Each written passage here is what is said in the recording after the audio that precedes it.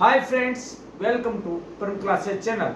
दोस्तों, आप सभी का एक बार फिर से परम क्लासेस चैनल के इस मंच पर हार्दिक स्वागत है। दोस्तों, आज हम एक ऐसा महत्वपूर्ण टॉपिक जानने जा रहे हैं जो कि हमारी आम लाइफ से तो जुड़ा हुआ है ही और लगभग सभी तरह के कंपटीशन एग्जाम से पूछे जाते हैं इससे संबंधित सवाल।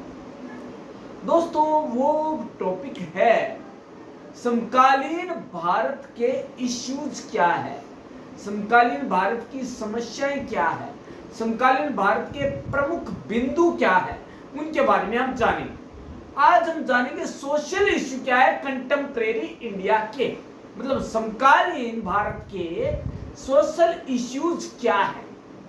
एक तो होता है प्रॉब्लम्स नहीं, इश्यू मतलब विशेषताएं एक टाइप से। तो वो क्या चीज है दोस्तों, हम जान लेते हैं।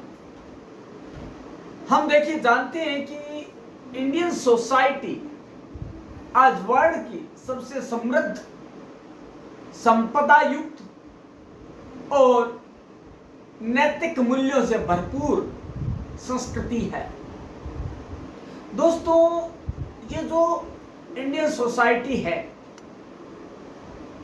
इसने बहुत युग देखे। श्री कृष्ण का युग, श्री राम का युग, रामायण युग, महाभारत युग, सभी से मानवीय मूल्यों का प्रसारण हुआ है। दोस्तों, मानवीय मूल्यों के साथ साथ कई ऐसे इश्यूज भी हुए हैं जिन्होंने समाज के ऊपर ही नहीं बल्कि युग के रूप में एक पहचान बनाई है।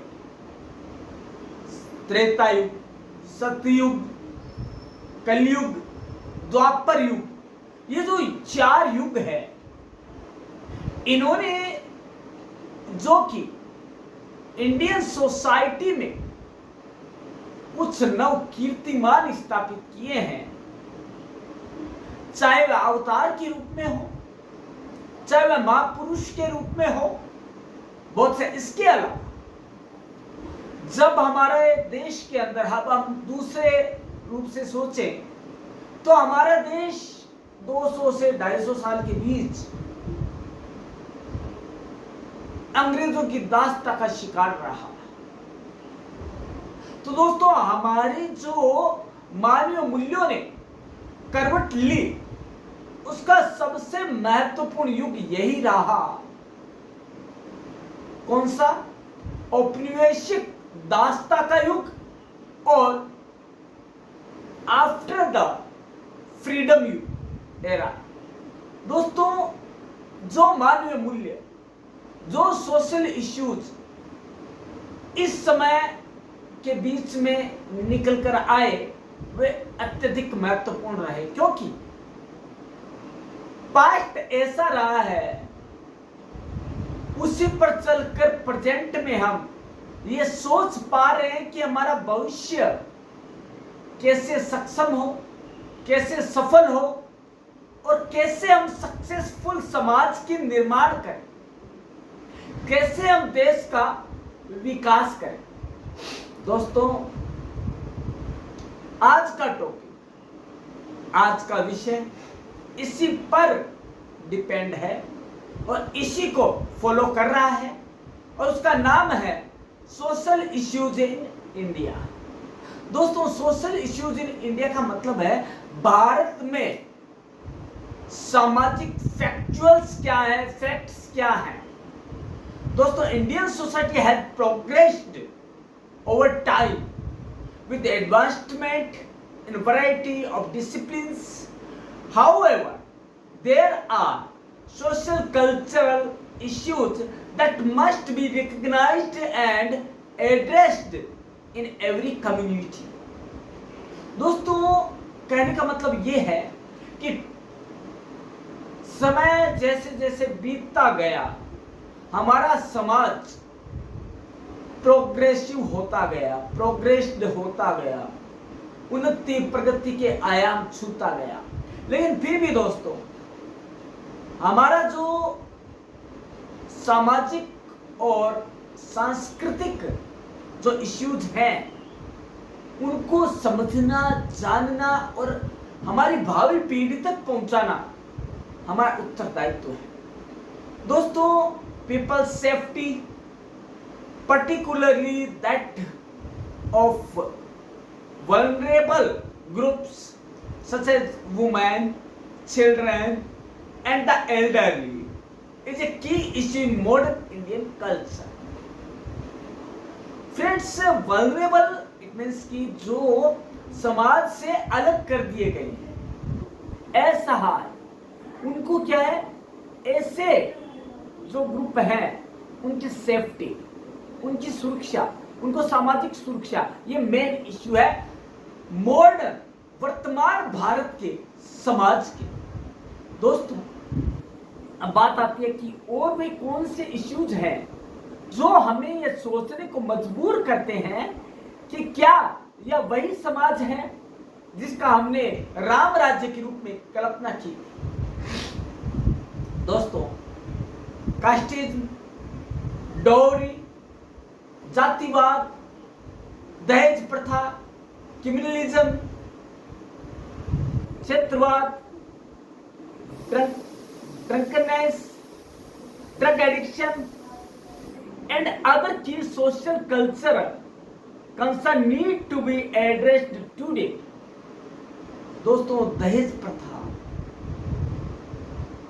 जैसी बीमारी, जैसा दंश, जातिवाद, क्षेत्रवाद, भाई भतीजावाद, ड्रग्स एडिक्शन, शराब की लत और ऐसे कई न जाने कितने महत्वपूर्ण सोशल कल्चर कंसर्न्स है जिनको आज हमारी इस पीढ़ी को बताना जरूरी है ताकि वो भावी पीढ़ी को कुछ समझा सके और उन तक एक स्वच्छ और जो इश्यू है उनको कम करते हुए भारत को आगे ले जाए।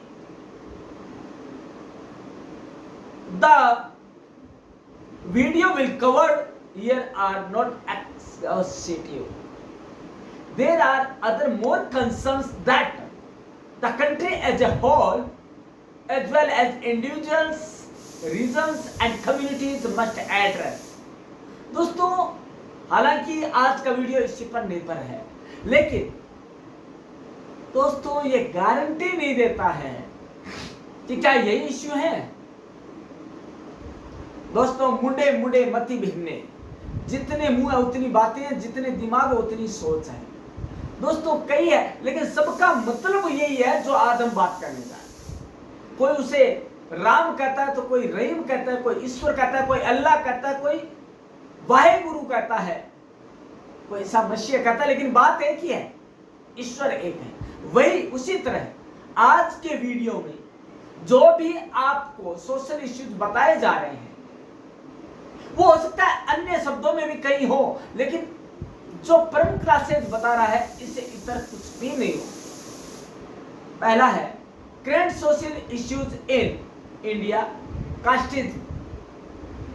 Castes are rigid and at times even oppressive social groups in which lifestyle, occupation and social position are passed down through the generations. दोस्तों, जातिवाद का जहर हमारे समाज में इस तरह से घुल मिल गया है कि वह पीढ़ी दर पीढ़ी आगे से आगे चलता जा रहा है। The caste system in India dates back to ancient times and has been influenced by numerous ruling elites throughout medieval, early modern and modern India, particularly the Mughal Empire and the British Raj, Varna and Jati. The two notions that make up the caste system can be thought of as separate degrees of analysis.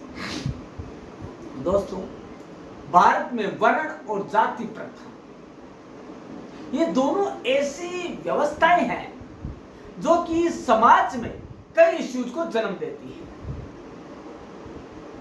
दोस्तों, यदि ये दो ही ना हो तो देश बहुत ज्यादा प्रगति करे। दोस्तों, चाहे वह मध्यकालीन भारत हो, चाहे पूर्व भारत का इतिहास उठाकर देख लो, या वर्तमान भारत का देख लो, या विशेषकर मुगल साम्राज्य को देख लो, जातिवाद, वर्ण, ये सब हावी रहे।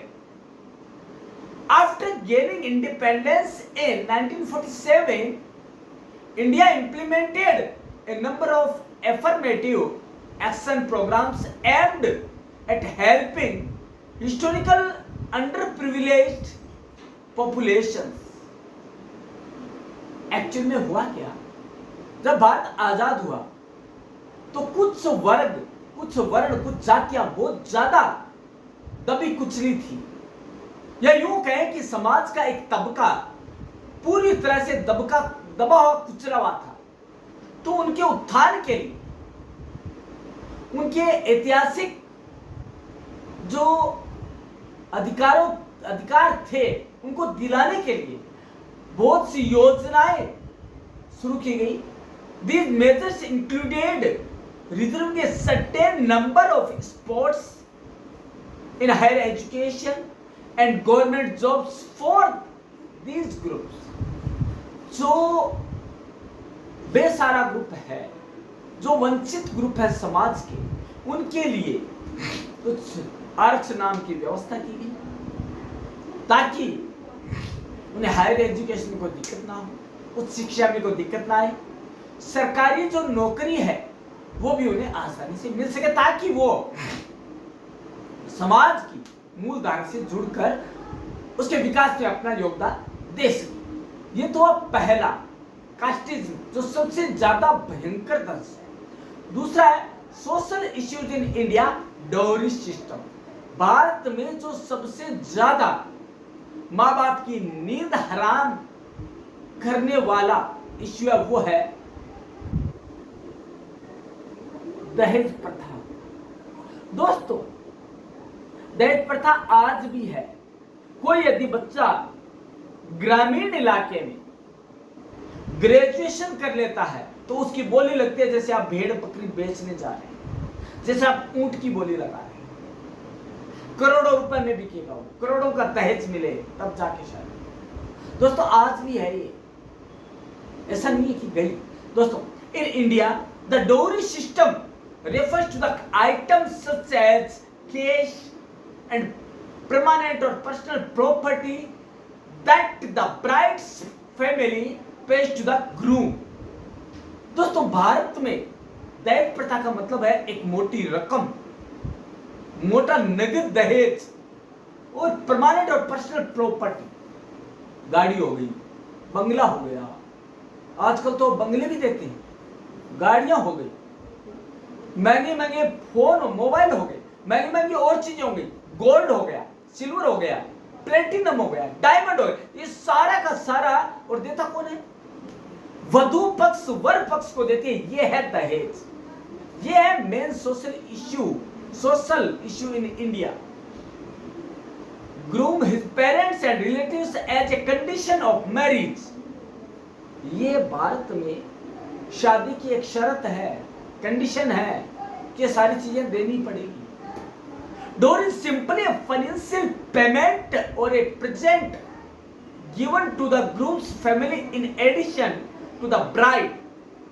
भारत में जो ये केस है, दहेज है, क्या है? ये वर पक्ष को वधु पक्ष के द्वारा लड़के के अलावा दिया जाने वाला दहेज है।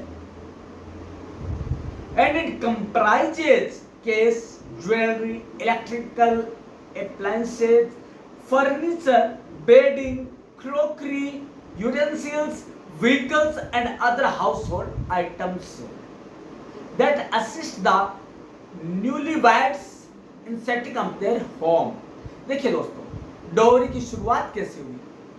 माँ बाप इसलिए बच्ची को दहेज देते थे कि कल को जब वह नए घर में जाए, उसे कोई चीज नहीं मिले तो लेकर आइए, उससे काम चला ले।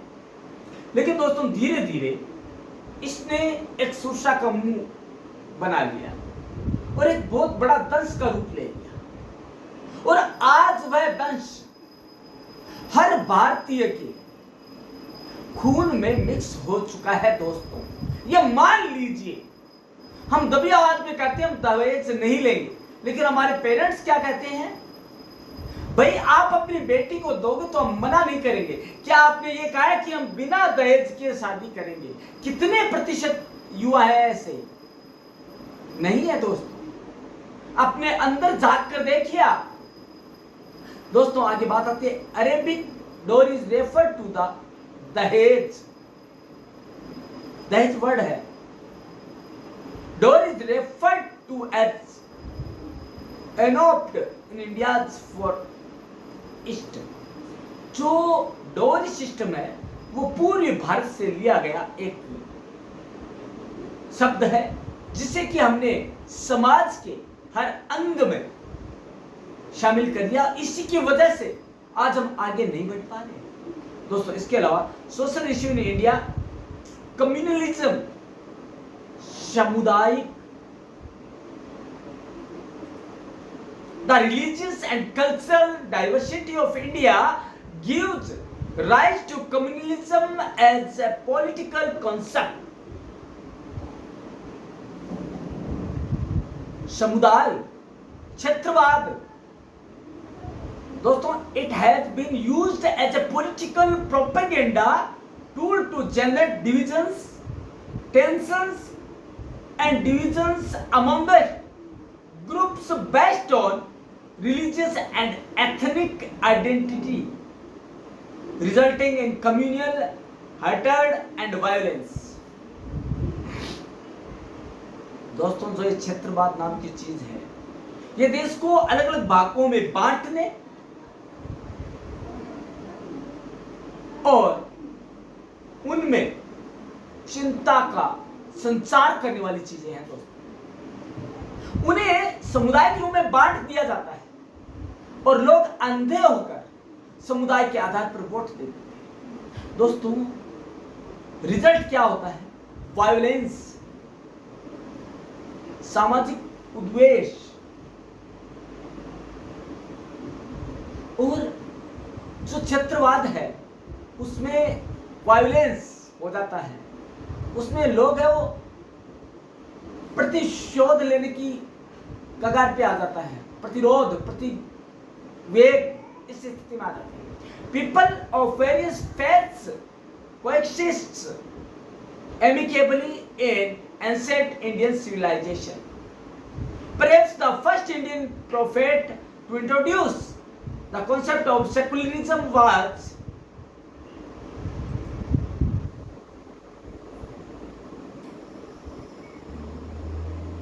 Buddha.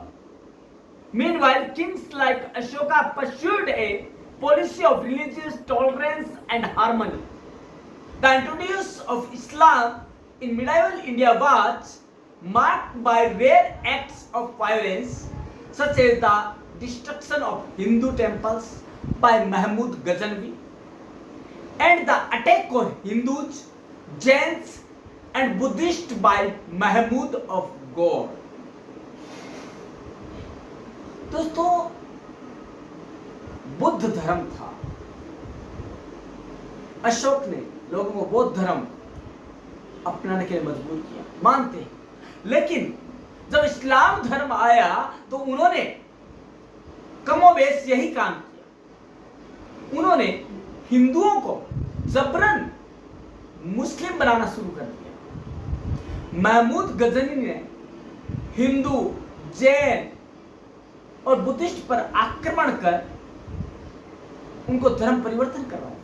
While religion played a significant role in people's lives, there was no community philosophy or politics. दोस्तों होता क्या है, हमारा जो जीवन है, आम जन जीवन है, उसमें समाज एक बहुत बड़ी भूमिका का निर्वहन करता है। यहाँ कोई पॉलिसी या कोई फिलोसफी या कोई पॉलिटिक्स नहीं चलती।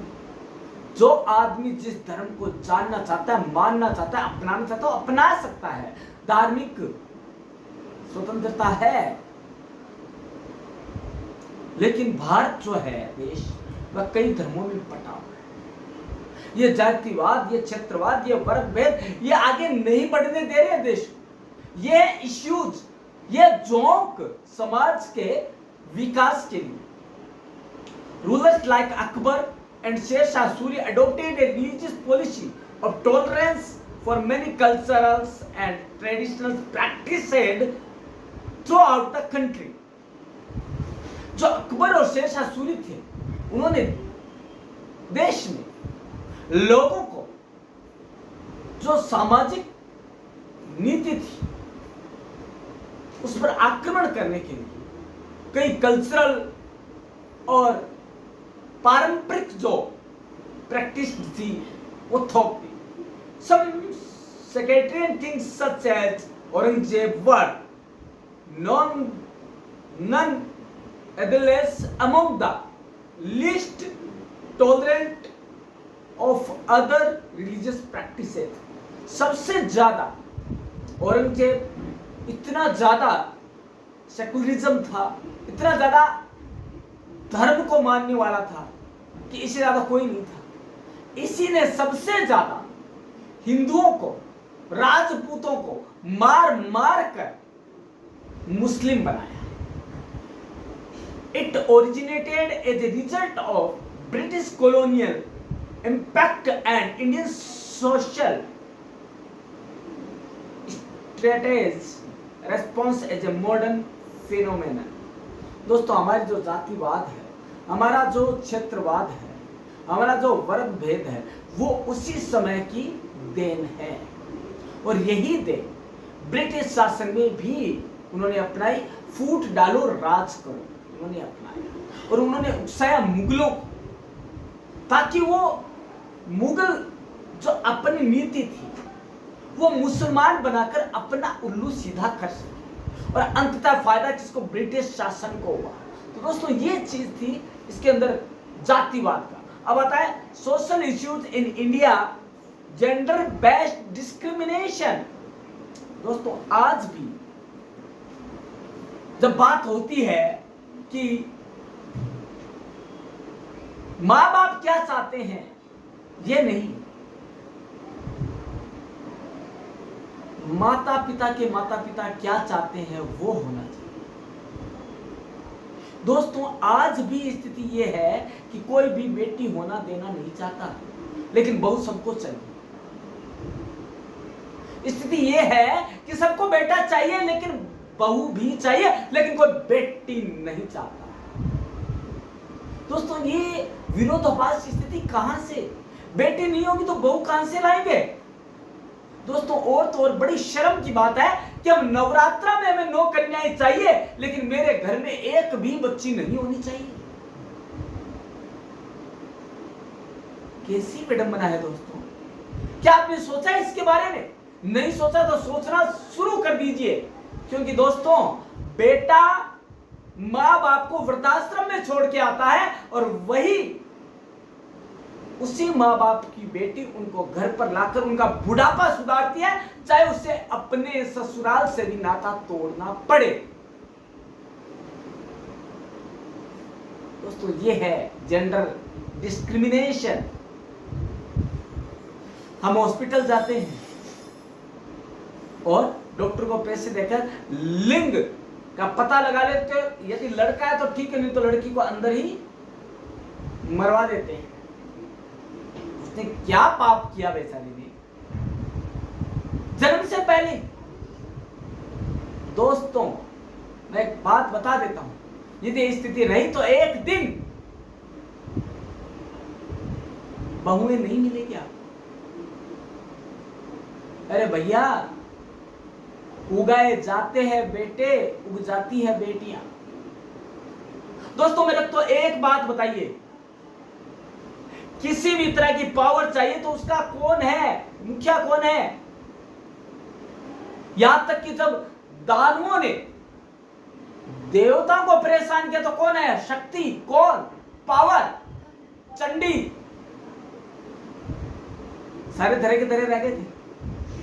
दूसरा, पैसा चाहे तो लक्ष्मी, विद्या चाहे सरस्वती, और त्राहि त्राहि पुकारे तो शक्ति। क्यों भाई? क्या आपने कभी देखा है कि पशुओं ने अपने फीमेल बच्चे को मारा है? नहीं। तो हम पशु पक्षियों से गए गुजरे हैं दोस्तों, इससे ज्यादा कुछ भी नहीं है दोस्तों। In every profession our constitution guarantees man and women equal rights. हालांकि हमारा जो संविधान है उसने हर प्रोग्राम में, हर प्रोफेशन में और कॉन्स्टिट्यूशन के हर पन्ने पर यह कहा है कि महिला और पुरुष बराबर हैं। Women now have the ability to vote, inherit and own property. दोस्तों उन्हें वोट का अधिकार है, उन्हें बोलने का अधिकार है और उन्हें अपनी संपत्ति अधिकार है, उन्हें उत्तराधिकारी का भी अधिकार है। In reality the constitution stipulates that the government shall promote the interest of the weaker parts of the population with great attention। दोस्तों अब सरकार ये भी कर रही है कि जो समाज के गरीब तबके हैं, जो ये सोचते हैं कि हमें दहेज देना पड़ेगा, कहां से लाएंगे, बेटियों की सुरक्षा कैसे करेंगे, उनके लिए भी सरकारें नई योजनाएं चालू कर रही है। Since independence, several laws have been established to advance interest of women। महिलाओं के बचाव के लिए, महिला सुरक्षा के लिए, महिला सशक्तिकरण के लिए बहुत से कानून बन चुके हैं, जैसे कि बाल विवाह को रोकना, विधवा को बढ़ावा देना, दहेज प्रथा को रोकना, ये बहुत से हैं कानून। सती प्रथा को रोकना, ये बहुत से कानून हैं जो महिलाओं के पक्ष में बनाए गए हैं। These rules govern marriage, property, inheritance, divorce and dowry among other things। दहेज प्रथा, तलाक, 3 तलाक, ये सारे के सारे जेंडर डिस्क्रिमिनेशन को दूर करने के लिए The Equal Remuneration Act of 1976 was passed to ensure that men and women were paid equally for equivalent work। इससे पहले महिला और पुरुष को समान वेतन नहीं मिलता था। यह सोचा जाता था कि आदमी अधिक पावरफुल है, वो अधिक मेहनत करता है। लेकिन दोस्तों 1976 का जो समान पारिश्रमिक का एक्ट आया, कानून आया, उससे क्या हुआ, महिला और पुरुष को समान काम के लिए समान मजदूरी का कानून बना। Despite these restrictions, however, we still see a lot of prejudice against women। दोस्तों जब महिलाओं की बात आती है, महिला सशक्तिकरण की बात आती है, तो हमारे पांव पीछे खिसक जाते हैं। दोस्तों हम भाषण तो देते हैं, यत्र नारीषु पूजन्ते रमन्ते तत्र देवता, लेकिन घर में जाकर झांकिया, क्या आपने अपनी बहुओं को पर्दे से बाहर निकालना मंजूर किया? क्या आपने दहलीज लांघने पर उसे वापस घर में लिया? यदि आपने ये किया तो आप सही मायने में चौड़ी छाती करके चलने के लायक है, वरना जरूरत नहीं है यत्र नारीषु पूजन्ते रमन्ते तत्र देवता जैसे श्लोकों को आम जन के सामने दोहराने की। दोस्तों in India women face discrimination in a variety of areas including health, education and employment. दोस्तों आज भी जेंडर डिस्क्रिमिनेशन है और हर क्षेत्र में उनको भुगतना पड़ता है, चाहे वो हेल्थ हो, चाहे एजुकेशन हो, चाहे रोजगार हो। यह कहा जाता है करना क्या है, पढ़ाई करके क्या करना है, चूल्हा चाकी तो करना है, रोटी तो बनानी है। अरे दोस्तों संभल जाओ, क्योंकि वह तुम दूर नहीं जब तुम्हें यही बचाने आई। दोस्तों the girls are responsible for the dowry and they must leave their parents house after marriage। दोस्तों दहेज के लिए उत्तरदायी किसको ठहराया जाता है? लड़की। and they must leave their parents home after marriage, और उन्हीं को शादी के बाद घर छोड़ना पड़ता है। ये स्थिति है। Furthermore, parents desire to produce male offspring in order to protect their old age. कितनी शर्म की बात है कि शादी होते ही हनीमून पे गए नहीं गए, लेकिन हमें तो पोता चाहिए जो वंश को चला सके और हमारा बुढ़ापा सुधार सके। दोस्तों, कल को ऐसा बेटा हो गया जिसने आपको 60 वर्ष की उम्र आते आते वृद्धाश्रम में धकेल दिया, तो क्या वो बेटा काम का है? उस दिन याद आएगी, काश हमें बेटी होती तो कम से कम पूछती तो सही, पापा कैसे है। दोस्तों, because they are girls, many female babies are aborted, abandoned, purposely neglected and underfed. दोस्तों, कई बार देखा गया है, इसी के चलते, जेंडर डिस्क्रिमिनेशन के चलते ही ये सारा भुगतना पड़ता है लड़कियों को। उनका एबॉर्शन करवा दिया जाता है, जन्म से पहले मार दिया जाता है कोख। दूसरा, एबंडोनेड, और उन्हें लावारिस छोड़ दिया जाता है। कोई हॉस्पिटल में छोड़ जाता है, कोई अनाथ आश्रम के पालने में छोड़ जाता है, कोई रोड पे मरने के लिए छोड़ देता है, कोई झाड़ियों के पीछे पटक कर चला जाता है। और बच्चियों को, और तो बच्ची हो गई और किसी तरह से उसे मार नहीं पाए तो उसे कुपोषण का शिकार करके मार देते हैं। यह है हमारे भारत की सामाजिक स्थिति, हमारी सोच, हमारी नेग्लेक्टेड सोच जो हमें आगे नहीं बढ़ने देती। यह है हमारी समस्या जिनकी तरफ हमारा खुद का ध्यान नहीं जाता। दोस्तों, आगे है social issues in India, drugs addiction. Drug misuse is frequently accompanied by a negative social impact on the community. दोस्तों, ड्रग्स, जो तरह तरह की ड्रग्स आज मार्केट में है, उसका समाज में बुरा असर हो रहा है। The current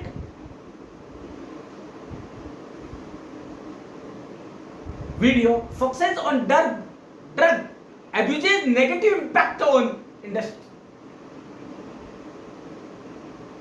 education and training at the family. दोस्तों, जितना पैसा कमाया नहीं उतना ड्रग्स में लगा दिया, घर के गहने बेच दिए, घर गिरवी पड़ा है, कोई मतलब। महाजन घर पर आकर बेकुर्की कर रही है, लेकिन कोई मतलब नहीं है, भाड़ में जाए घर। यह ड्रग्स किया। दोस्तों, as well as its role in the violence, crime, financial difficulties, housing issues, homelessness and vacancies. दोस्तों, इसके कई दुष्प्रभाव हैं ड्रग्स के, जैसे कि violence,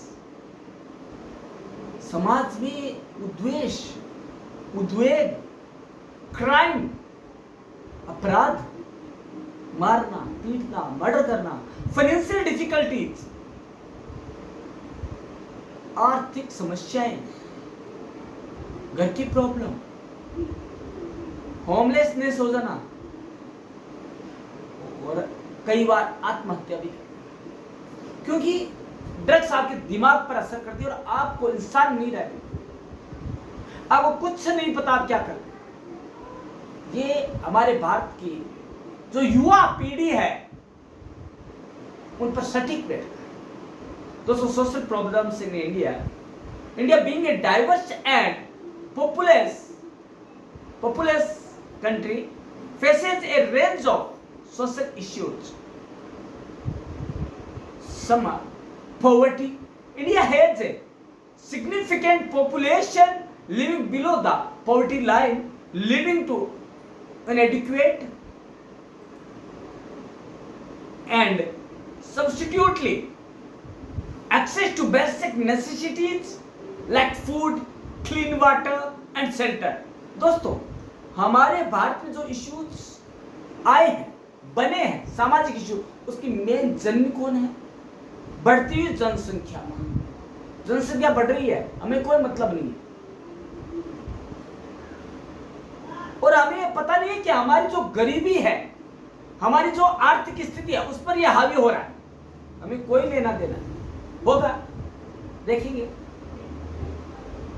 gender inequality despite progress, gender disparities still exist in India, including unequal access to education, limited economic opportunities for women, and issues related to gender-based violence। दोस्तों, लड़कियों के साथ आए दिन दुर्व्यवहार होना, रेप होना आज आम बात हो गई। आज इंसान फीमेल को सामाजिक सदस्य का दर्जा नहीं देकर उपभोग की वस्तु मानता है। यह सबसे गलत चीज है, और यह आने वाले दिनों में पता लगेगा कितना दुष्प्रभाव पड़ सकता है इसका। इसके अलावा कास्ट सिस्टम, जो हम बात कर चुके हैं, समाज को विभिन्न भागों में बांट देना, कास्ट के नाम पर, जाति के नाम पर, उन्हें मंदिर का दर्शन नहीं करने देना। लेकिन दूसरी ओर अब देखना, आप मंदिर का दर्शन नहीं कर सकता, लेकिन जब मंदिर में ईंट लगाने तो उसी समाज का लगाएगा, क्योंकि हमारा काम नहीं है, ये वही करेगा। बड़ी विडंबना, बड़ा विरोधाभास है। Religious tensions, India is home to multiple religion, and religious tensions and communal violence occasionally arise, particularly between Hindus and Muslims। दोस्तों, जब देश आजाद हुआ तो किसी ने नहीं सोचा था कि ऐसा होगा, क्योंकि जब देश को आजादी की जरूरत थी तो हिंदू, मुस्लिम, सिख, ईसाई किसी का पता नहीं था, सब एक थे हिंदुस्तान, और सबका मन में एक ही था, देश को बेड़ियों से मुक्त कर। लेकिन जब देश आजाद हो गया तो ये हिंदू है, ये मुस्लिम है, क्या दोनों के खून का रंग एक नहीं है? क्या दोनों की सोच एक नहीं है? तो फिर किस चीज का रिलीजियस टेंशन, किस चीज का रिलीजियस मतभेद? दोस्तों, ये जो पॉलिटिकल पार्टीज हैं, ये अपना उल्लू सीधा करने के लिए समाज को हिंदू और मुस्लिम के दो धड़ों में बांटकर उनमें उन्माद फैलाती है, उनके घरों में खुद आग लगाते हैं, और ये कहते हैं कि हिंदू ने मुस्लिम के घर में और मुस्लिम ने हिंदू के घर में आग लगाई।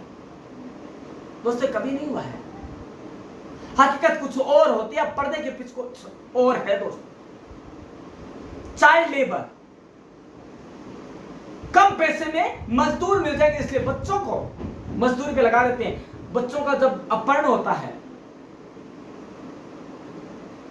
उसे उठाकर ले जाते हैं, तो उसे बहुत घिनौने काम करवाते हैं। Child labour remains a problem in some parts of India, with children being forced to work in hazardous conditions instead of receiving an education। दोस्तों, जिस उम्र में बच्चों को हाथों में खिलौने या कॉपी और किताब होनी चाहिए, उस उम्र में उन्हें चूड़ी कारखाने में बर्तन धोने हैं, ऐसे काम लगा दिए, मेला ढोने में, और उनकी लाइफ इसी के नीचे दब कर रही है। दोस्तों, इसके अलावा एजुकेशन गैप, दोस्तों, there is a significant gap in the quality of education between urban and rural areas. Many children in rural regions lack access to quality education. दोस्तों, आज भी भारत में ग्रामीण और शहरी जो शिक्षा, उसमें फर्क है। इसी वजह से बच्चियां ग्रामीण क्षेत्र में जितनी सुविधा उपलब्ध है शिक्षा की, वहीं तक पढ़ पाती है, आगे नहीं निकल पाती, क्योंकि एक तो जेंडर डिस्क्रिमिनेशन और एक सुरक्षा की आशंका, और चौथा आगे बढ़कर क्या करेगी, और अगला क्यों पैसा खर्च करेगी, आगे तो भेजना है। दोस्तों, health care challenges, access to health care is uneven across the country. दोस्तों, भारत में हालांकि सभी को जीने का समान अधिकार है, लेकिन इसका सही तरह से उपयोग नहीं हो रहा, क्योंकि धन संपन्न लोगों को जीने का अधिकार है। यदि कुछ हो गया तो उसके लिए हजारों डॉक्टर आ जाएंगे, लेकिन यदि एक गरीब है और वो मर रहा है तो कोई डॉक्टर नहीं पूछेगा, पहले वो बिल फाड़ेगा, उसके बाद कहेगा कि आप इसके अर्थ लीजिए। ये बहुत बड़ी विडंबना है हमारे देश के अंदर। कहीं राम राज्य नजर नहीं आता। Rural areas often lack adequate medical facilities and health care expenses can be burden for money. दोस्तों, हमारे देश में जो मेडिकल हेल्थ की समस्या क्यों है? क्योंकि एक तो महंगी दवाइयां और एक है प्राइवेटाइजेशन, प्राइवेट हॉस्पिटल्स जो कि मुंह मांगी रकमें पाते हैं और इलाज के नाम पर जीरो। दोस्तों, इसके अलावा corruption is prevalent in various sectors from politics to public services which hinders economic development and social progress. दोस्तों, हमारे देश में जो कि करप्शन नाम की बीमारी है, करप्शन नाम का एक लाइलाज बीमारी है, वह हमारे देश में कई तरह के रोगों को जन्म दे रही है, जिसकी डेवलपमेंट, सोशल प्रोग्रेस, जहां पे भी जाएंगे आपको करप्शन का सामना तो करना ही पड़ेगा। फॉर एग्जांपल, साइकिल स्टैंड से लेकर कहीं भी आपको काम करवाना, अपनी फाइल आगे चलवानी है, वहां भी आपको करप्शन का सामना करना पड़ेगा। कहा जाता है भारत में बिकता हर कोई है, पैसा आपके पास होना चाहिए। यह है करप्शन की सही परिभाषा। काम योग्यता से नहीं होगा, काम होगा तो करप्शन से होगा, भ्रष्टाचार से होगा। यह है दोस्तों। इसके अलावा एनवायरमेंटल इश्यूज हैं दोस्तों। Rapid urbanisation and industrialisation have led to environmental problems such as air pollution, water pollution and deforestation। दोस्तों, हमने पेड़ काट दिए और वहां पे कंक्रीट के जंगल लगा दिए तो उससे क्या होगा? हमारा दम घुट जाएगा, क्योंकि शुद्ध हवाएं नहीं आएगी। हमने एसी लगा दी, पता चला उसकी जो आउटडोर है उससे जो एयर पास हो रही है, एयर निकल रही है, उसने कितना पोल्यूट कर दिया है अब तक एनवायरमेंट। क्या अभी किसी ने सोचा है? नहीं, तो सोचना प्रारंभ कर दीजिए दोस्तों। इसके अलावा और population, India's population continues to grow putting pressure on resource and infrastructure. दोस्तों, बढ़ती हुई भारत की जनसंख्या एक बड़ा ही चिंतनीय सवाल है। किसके लिए? हमारे जो रिसोर्स है उनके ऊपर, हमारे जो इंफ्रास्ट्रक्चर है उस पर, which can exacerbate many of these social problems। बहुत ज्यादा सामाजिक समस्याओं की जननी है ये बढ़ती हुई जनसंख्या। इसके अलावा यदि हम वर्तमान समय में देखें कि हमारे इश्यूज क्या है तो वो भी जान लेते हैं। पहला है, जो अभी हम उस दंश से निकले वो है कोविड-19 पैंडेमिक। कोविड-19 की जो महामारी थी उसे हमने झेला। India faced significant challenges during the covid pandemic including health care, infrastructure strain, vaccination distribution and the emergence of new variants. दोस्तों, कोविड के दौरान हमने बहुत सी प्रॉब्लम्स देखी है, चाहे वो हेल्थ की हो, चाहे इंफ्रास्ट्रक्चर की हो, चाहे इंडस्ट्रियल की हो या वैक्सीनेशन की हो। दोस्तों, इसके अलावा economic challenges, the Indian economy faced challenges such as job losses, economic contraction and a slowdown in various sectors due to the pandemic। दोस्तों, और इसी पैंडेमिक की वजह से हर सेक्टर में मंदी का माहौल है और एआई ने उसमें आग में घी का काम किया है। दोस्तों, एआई ने क्या काम किया है? हजारों लोगों के रोजगार छीने। माना कि टेक्नोलॉजी जरूरी है, लेकिन वहीं तक जहां पर वो समाज के मूल्यों पर गाज ना गिराए, जहां तक कि वो रोजगार ना छीने, तब तक कि वो एआई सफलतापूर्ण काम कर सकती है। Agriculture forest protested, farmers protest against new agriculture laws gained widespread attention and continue to be a major issue in some parts of the country. Air pollution, political unrest, social issue, environmental concern हो गया, education and health care, cyber security. With the increasing digitalization, India faced cyber security challenges, including data breaches and cyber attacks. दोस्तों जितनी ज्यादा अन्य problems नहीं है उससे ज्यादा एक प्रॉब्लम और आ गई, साइबर सिक्योरिटी।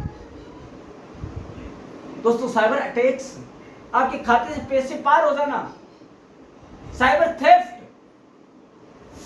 डेटा चोरी हो जाना, ये चीजें हैं। इंफ्रास्ट्रक्चर डेवलपमेंट, दोस्तों ये सारी चीजें हमें ये बताती है कि हमारे समाज में क्या हो रहा है। वुमेन सेफ्टी, हम महिला सशक्तिकरण की बात करते हैं, लेकिन हमारे ही घरों में, हमारे समाज में महिला और बच्चियां रेप का शिकार हो रही है। क्या ये सशक्तिकरण है? नुक्कड़ नाटक के जरिए सरकार अपने प्रोग्रामों के जरिए बहुत सी चीजें बता रही है, लेकिन हम नहीं सुधर रहे। केवल महिला सशक्तिकरण नाम पीट रहे हैं महिला दिवस के ऊपर। उनको फ्री में क्या बस की यात्रा करवाना ही महिला सशक्तिकरण है? उन्हें जीने का अधिकार नहीं देना क्या यह सशक्तिकरण है? नहीं है दोस्तों। इसके अलावा हेल्थ केयर इंफ्रास्ट्रक्चर भी है, जो कि हमारे यहाँ पे बहुत ज्यादा प्रॉब्लम्स हैं। किस वजह से है? क्योंकि हमारे समाज में पॉपुलेशन इतनी तेज गति से बढ़ रही है कि हम खुद नहीं सोच पा रहे हैं कि हम कहां जा रहे हैं।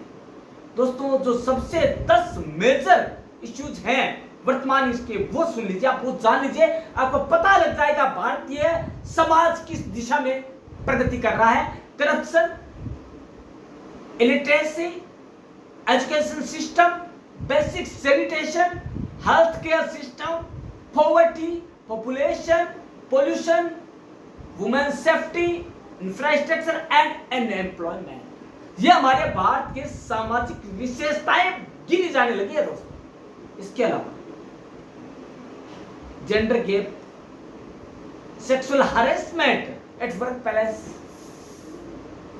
कास्ट रिलेटेड इश्यूज, लिंचिंग्स, उनकी टांग खींचना, उन्हें 2 दर्जे का बनाना, ये सारी चीजें। इंफॉर्मेशन एंड ब्रॉडकास्टिंग एडवाइजरी है, उनका पालन करवाया जाए। इसके अलावा implications of caste census, migration को रोकना लोगों का, changing pattern of migration, health plight of migrants, impact of air pollution, substance abuse in India. As per a recent report released by the Ministry of Social Justice and Empowerment, India has 6 crore alcohol addicts. Bharat में 6 crore young generation में से alcohol addict है। More than 3 crore Indians are using cannabis products, जो कि प्रतिबंधित है उनको। 8.5 lakh people in India inject drugs injection से ले कैसे ले, वो उनको आदि हो उसके। Know the relevant facts about drug abuse in India from the list. Other issue increasing youth suicides, सबसे बड़ा जो इश्यू है वो यूथ का सुसाइड करना। डे बाय डे टेंशन है, जॉब की टेंशन है, आगे बढ़ने की टेंशन है। सारा education system has not been able to generate enough jobs. Secondly the main blame lies with India education system. इसके अलावा बहुत से इश्यूज हैं दोस्तों, जो कि ये बताते हैं कि हमारा समाज, भारतीय समाज आगे तो बढ़ गया है, लेकिन केवल आंकड़ों में। हमारा डेवलपमेंट हो रहा है केवल डेटाज में। हम सही अर्थों में सामाजिक रूप से आगे नहीं बढ़ रहे, और सामाजिक विकास की नींव में ही राष्ट्रीय विकास पनपता है दोस्तों। तो दोस्तों आपको जानना क्या है, आज के वीडियो से जो समस्याएं हैं उनको जानना है और आपको समाधान खोजने, क्योंकि आप युवा पीढ़ी हैं। हम वो युवा पीढ़ी हैं जो कि कल के भविष्य को क्या देंगे ये हमारे ऊपर डिपेंड करता है। दोस्तों यदि आप जानना चाहते हैं, बनाना चाहते हैं कल के भविष्य को सुनहरा, गोल्डन, तो आपको करना क्या होगा? हमारा जो कल है उसे सुधारने के लिए आज को सुधारना पड़ेगा।